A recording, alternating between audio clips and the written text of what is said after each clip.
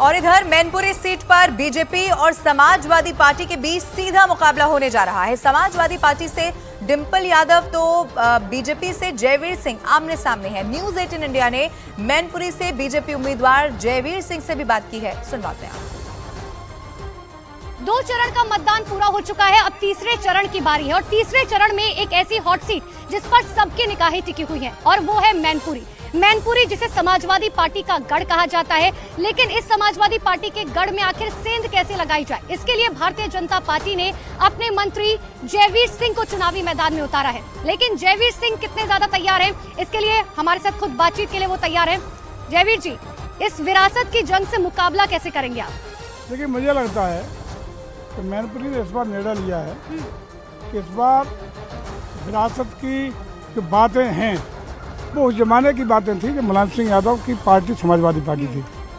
आपको भी याद होगा कि 2012 में मुलायम सिंह यादव जी को उत्तर प्रदेश की जनता ने बहुमत का निर्णय देते हुए सीएम के लिए जनादेश दिया था।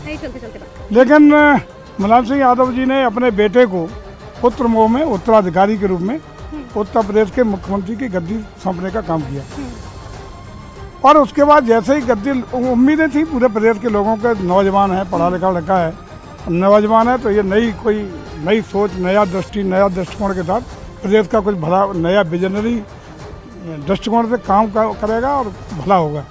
हुआ ठीक विपरीत। जैसे ही उत्तर प्रदेश के अखिलेश जी मुख्यमंत्री बने तो इनके जितने चेले चौंकटे अपराधी प्रवृत्ति के सब लोग थे इनकी पार्टी के, वो निकल पड़े अपने घरों से ले के गाड़ियाँ, लूट खसोट गुंडई अपराध, 1 गाड़ी 5 राइफलें, 3 गाड़ी 15 राइफलें लेकर के भय व्याप्त करने का काम किया, लोगों की ज़मीनों पर कब्जे करने का काम किया, समाज के कमज़ोर दबे कुचले लोगों की ज़मीनों को घेरने का काम, दबंगई का काम, गुंडई का काम शुरू हुआ।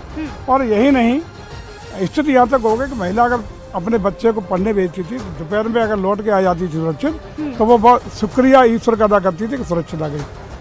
बलात्कार की घटना, महिलाओं के साथ अनाचार अत्याचार की घटना जगह जगह हुई। उसका परिणाम हुआ, आपको याद होगा कि 2014 में जैसे ही योगी जी मोदी जी के यहाँ नेतृत्व में देश का चुनाव हुआ, उत्तर प्रदेश में बेहतरीन परफॉर्म करते हुए 80 में से 73 सीटें और कमल खिलाकर मोदी जी की सरकार बनाने में अहम भूमिका उत्तर प्रदेश अदा की। वो सीधा रुख था अखिलेश जी के खिलाफ। 17 आया, पूरा प्रदेश में जनादेश दे करके इनको पूरी तरह अपदस्थ नहीं किया, 48 सीट पर समेट करके अखिलेश जी को बाइंड अप कर दिया और बीजेपी के मुख्यमंत्री के रूप में माननीय योगी जी को उत्तर प्रदेश की कमान सौंपी गई। चुनावी प्रचार करते करते आप जरूर थक गए होंगे, बैठ के बात करते हैं। ये देखिए, ये हमेशा कहा जा रहा है कि बीएसपी ने जो है कहीं ना कहीं यूपी में खेल जरूर बिगाड़ा है। अगर बीएसपी ने इस बार गुलशन देव शाक्य बताया जा रहा है कि उन्हें जो है उम्मीदवार के तौर पर उतारा है, तो किसका खेल बिगाड़ा है, INDIA गठबंधन का या आप लोगों का?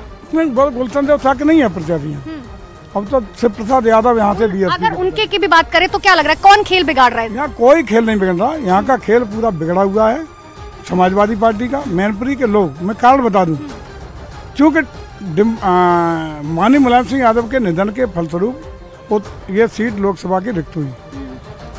हम सब राजनीतिक दलों ने आदरणीय स्वर्गीय मुलायम सिंह यादव के श्रद्धांजलि देने का काम किया।